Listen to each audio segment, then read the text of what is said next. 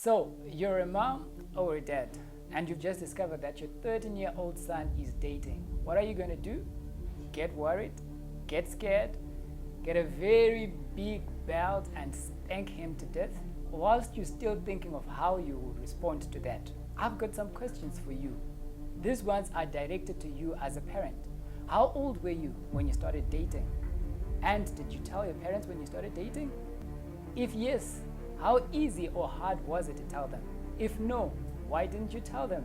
Hello, my name is Tufazwa and welcome to the second episode of the program TEENTED. And today we're looking at a very exciting topic. We're looking at teen dating. Now, from the conversations that I have with many parents, many of them think that peer pressure is the major cause of teen dating. But no, that's not the major cause. The major cause is puberty. What is puberty? Puberty is that transition from childhood to adulthood. It is that period when a child's body will be developing or maturing into that of an adult, mainly for sexual maturation.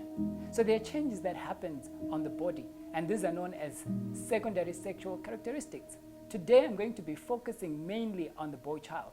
So their shoulders will broaden, they get a hoarse voice, now they're speaking like man, they get pubic hair, lots of changes happen on their body. And because of these changes that are happening on their body, now their ego starts growing.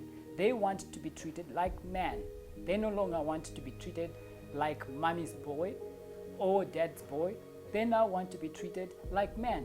And then there's one thing which is very significant, which happens during puberty. And that thing is called spermachy. And this is the time where sperm production starts in their bodies. And when it starts, new feelings are introduced in them. For the first time in their lives, they start crushing or having feelings for the opposite sex. And because of that, now they want to start trying out to date. Now, in order to understand this, I'm going to give an example. So we as human beings have got three major cravings. The first craving is a craving for eating, and we all want to eat, and we were born with that craving. I'm sure we all know that babies want to put anything that they get a hold of into their mouth. But then through training and through disciplining them, they get to a point where they don't just eat anything. Now they only eat what's edible. And then the training continues, and they get to a point where they no longer eat in other people's homes because you've trained them to.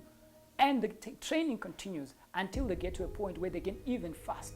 But all this happens over the years.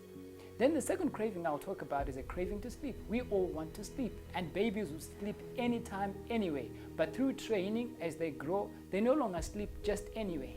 And then the third craving now is a secondary craving. It comes at puberty, and that's a craving for romance. It only comes as a result of puberty. And when that craving comes, teens now want to start trying out to date.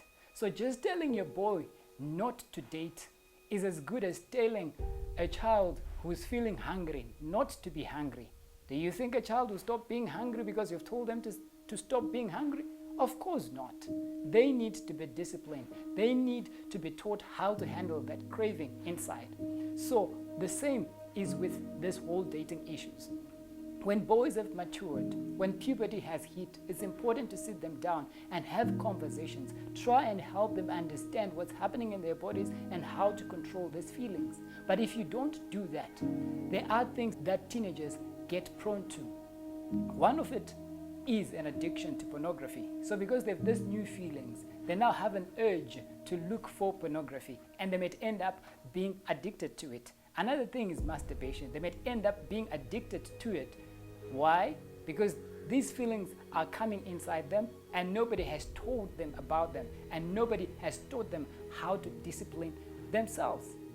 So those are some of the things that you really need to sit your teenagers down and talk about. Talk about porn addictions, talk about things like masturbation, and also talk about things like wet dreams. Though they don't happen to every boy, but some will get them, and it's important to warn them before time.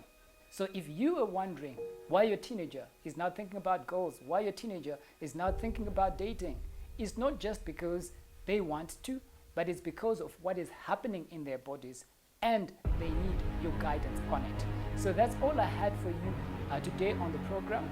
Next week, we're going to be looking at the girl child. So if you want to learn more about how to have conversations with your girl child, please make a date with me next week. For now, it's goodbye.